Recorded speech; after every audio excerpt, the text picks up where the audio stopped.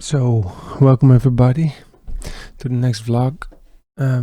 This one I'm gonna do really something that is aligned with these candlestick charts. I saw some people online talk about the spread versus volume and like the discrepancy between them. So if there's some kind of sync needed and this sync falls away, synchronization in some kind of way, it should depict a point where the price could explode. So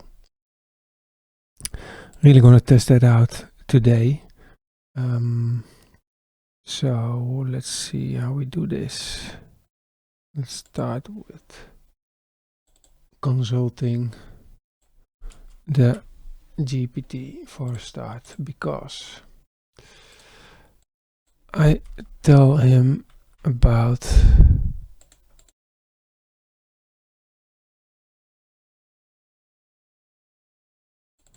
the price history, because as you might know, in this Yahoo Finance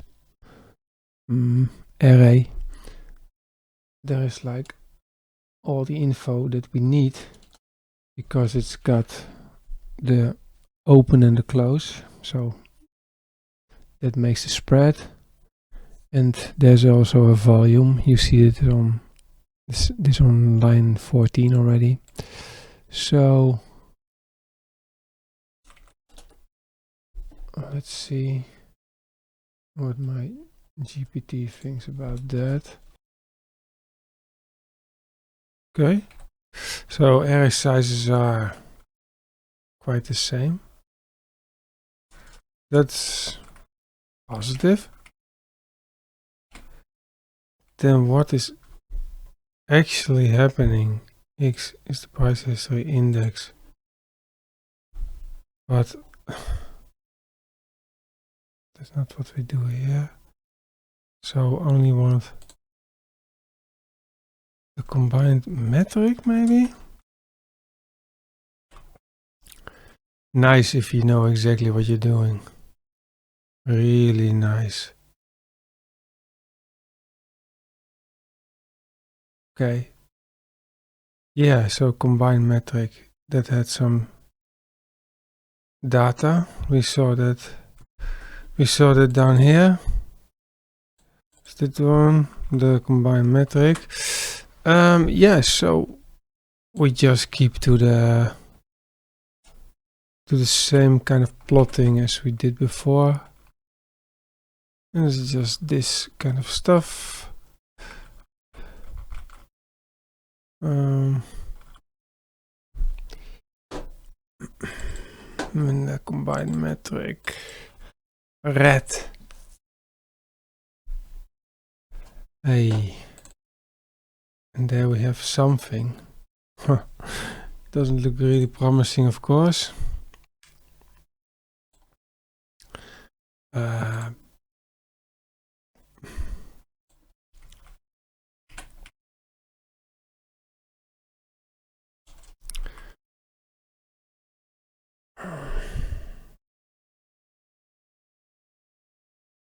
The difference between spread and volume directions. Spread direction. It doesn't seem that bad. When appending, yeah, we can have some fun with that. Like a scalar. Let's see. Combines.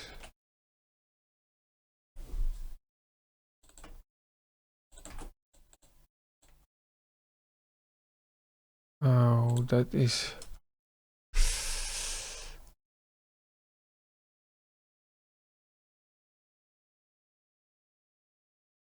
This one. numpy this little brother first. NP combines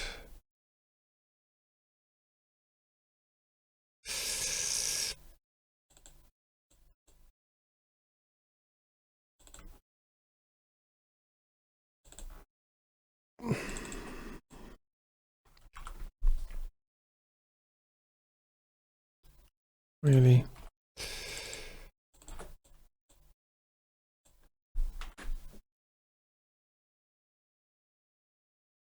Wow, lots of scaling.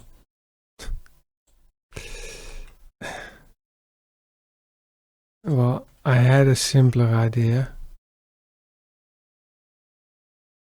I had a much more simple idea, and it went like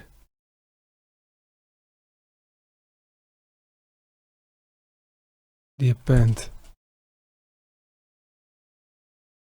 Wow. Genius.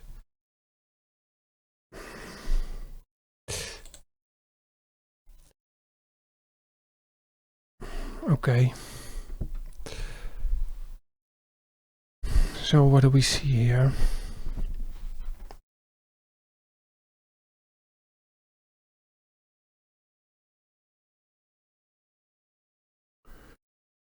Okay, let's put the ruler to it.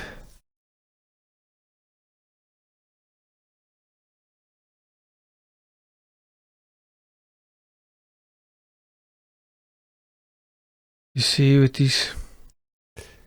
this kind of indication, you see just with this kind of indication, you just see a gap, like coming into existence. You see this gap appearing, but only after the fact, only after the matter of fact. When the low is already done. So now, to like efficiently say something about this, that's gonna be a difficult one.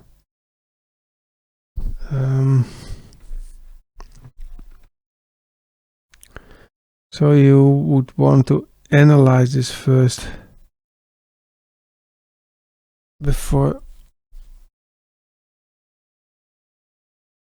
making this make sense.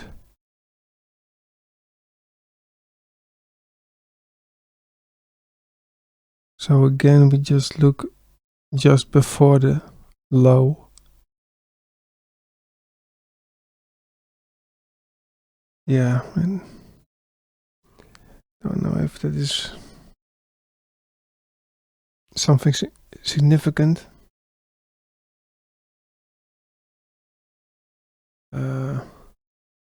Yeah, I want to go back to the orange line again.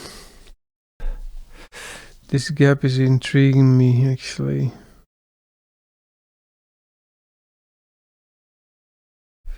This might be the thing these videos were talking about. Do we have a gap over here at the bottom? Yeah, but it's... The funny thing is that it's purely rising in price while there are gaps at the bottom. So it's like continuation, right?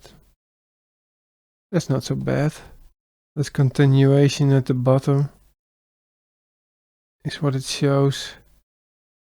And then there's a gap at the top.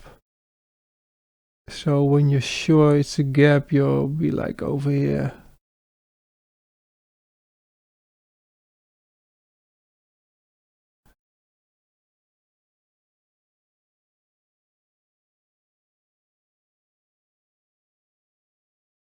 hard to distinguish. There's nothing here either. Small gap.